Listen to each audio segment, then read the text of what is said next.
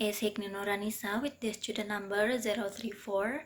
I would like to present my interpreting from English to Indonesia for the last assignment of interpreting class. Enjoy your video.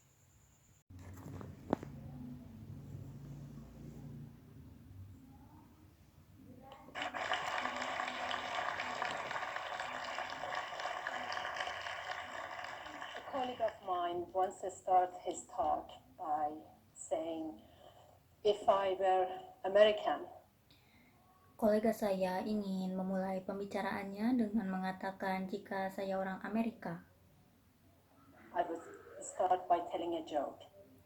saya akan memulai dengan menceritakan lelucon. If I were Japanese, I would start by apologizing. Jika saya orang Jepang, saya akan memulai dengan meminta maaf. Given that I am English, I would start by apologizing for not having a joke.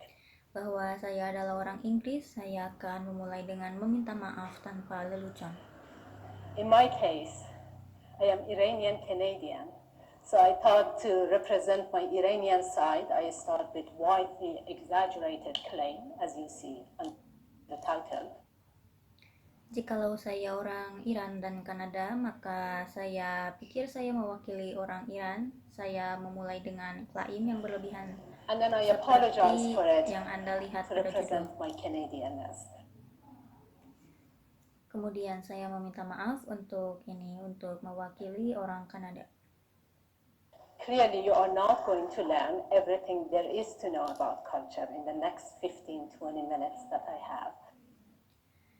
Anda tidak akan belajar segalanya yang ada untuk mengetahui tentang budaya dalam 15-20 menit ke depan. But I'm going to talk about two aspects of how culture demonstrates itself, manifests itself in our everyday life through communication. Tetapi saya akan membicarakan tentang dua aspek bagaimana budaya mendemonstrasikan, memanifestasikannya dalam kehidupan sehari-hari melalui komunikasi. To a specific one, communication in terms of insult and humor. Dan komunikasi yang spesifik dalam istilah mencerca dan bercanda. But what is culture? Untuk apa budaya? It's a fuzzy concept. It is, it's like water to fish. Ini adalah konsep yang tidak jelas seperti air untuk ikan. We have difficulty defining it, especially defining our own culture, because it's all we know. Kita sulit mendefinisikan ini, khususnya mendefinisikan budaya kita karena ini semua yang kita tahu. There are dozens of definitions has been offered by social scientists regarding defining culture, and this definition that I usually use.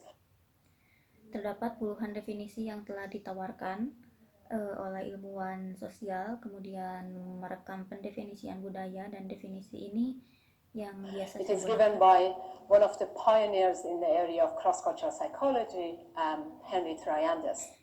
Ini diberikan oleh salah satu pendiri daerah lintas budaya psikologi, Hiqni Nuranisa.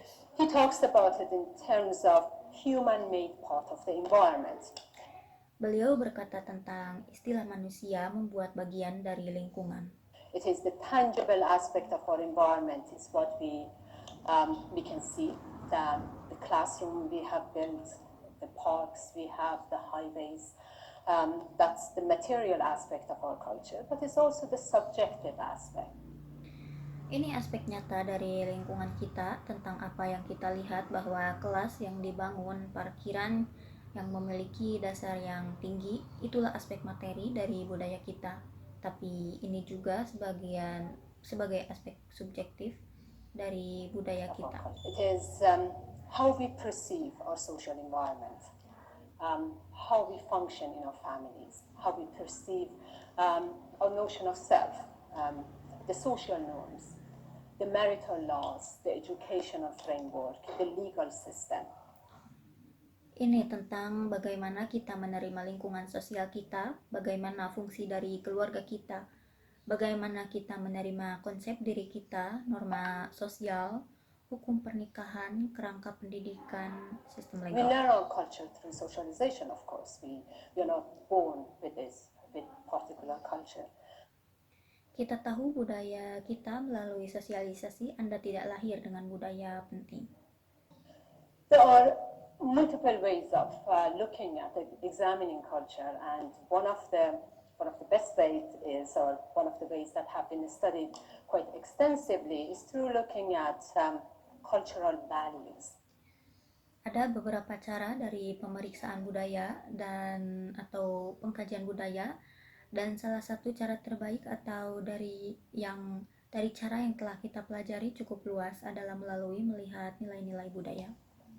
Values are preferences and the tendencies we have in our life, and again, it is instilled in us at earliest stage of our life. Nilai atau preferensi dan kecenderungannya kita punya di dalam hidup kita, dan itu ditanamkan dalam diri kita sedini mungkin. It tells us what is important, Ini menceritakan apa yang penting, is valuable in a culture. apa yang bernilai dalam sebuah budaya. There's a very significant value dimension that has been studied and is quite powerful in terms of examining cultural issues. And Ada nilai dimensi yang sangat signifikan yang telah dipelajari, dan ini cukup kuat dalam mengkaji isu-isu that's the budaya. notion of individualism, collectivism, suggested by great Hofstede, a Dutch cross-cultural psychologist. Itulah kolektivisme individualisme yang disarankan oleh harapan besar seorang psikolog lintas budaya Belanda.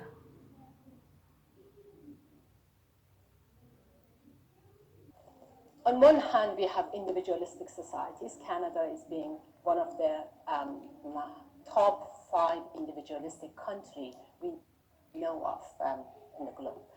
Di satu sisi kita punya masyarakat individualis, Kanada sebagai salah satu dari 5 puncak negara individualis di dunia. And within these societies, we find that the notion of I is highly emphasized. Dan di antara masyarakat-masyarakat ini kita temukan bahwa pengertian saya sangat ditekankan. The way we talk about the way individualism is understood is Cara kita membicarakan tentang mereka individualis yang telah dimengerti adalah that very loose social framework where the person, the individual, is considered to be very important. bahwa kerangka sosial yang sangat longgar, yang mana orang berindividual adalah dianggap menjadi sangat penting. We look after ourselves and our immediate family. Kita menjaga diri kita, kemudian The keluarga kita. I is highlighted. The connection that we celebrate, or the notion that we celebrate, is the notion of the individuality. Yang paling saya soroti adalah hubungan yang kita rayakan atau gagasan yang kita rayakan adalah gagasan individualitas. The uniqueness is valued. Being autonomous is valued and preferred. Keunikannya adalah dinilai menjadi mandiri dan dihargai dan On the other hand disukai. of this spectrum, we have the notion of collectivism, where it is a very tight social framework. Di sisi lainnya, spektrum kita memiliki gagasan kolektivisme, di mana itu adalah kerangka sosial yang sangat ketat. The we is highlighted. The preference is for the individual to contribute to the notion of family obligation. Yang kita soroti preferensinya adalah individual yang berkontribusi ke pengertian kewajiban keluarga. And family connection is highly preferred and expected. Dan hubungan keluarga sangat lebih disukai dan diharapkan. Thank you.